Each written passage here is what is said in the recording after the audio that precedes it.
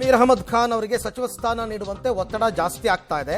ಈ ಬಗ್ಗೆ ಸಚಿವ ಸತೀಶ್ ಜಾರಕಿಹೊಳಿ ಅವರು ಹೇಳ್ತಾರೆ, ಹೌದು ಜಮೀರ್ ಅಹಮದ್ಗೆ ಸಚಿವ ಸ್ಥಾನ ಕೊಡಿ ಅಂತ ನಾನು ಹೇಳಿದ್ದೀನಿ.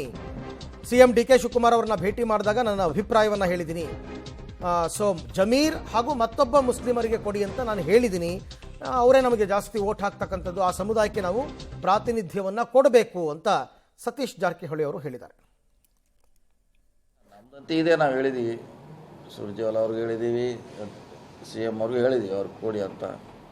ಜೊತೆಗೆ ಇನ್ನೊಂದು ಮಂತ್ರಿ ಸ್ಥಾನ ಮುಸ್ಲಿಮರಿಗೆ ಕೊಡಬೇಕು. ನಾಳೆ ಇದ್ದಾರೆ, ಹಾಂ ಬರ್ತಾರೆ, ಸುಮಾರು ಎಲ್ಲರೂ ಅಟೆಂಡ್ ಮಾಡ್ತಾರೆ. ಅಲ್ಲ ನಮ್ದು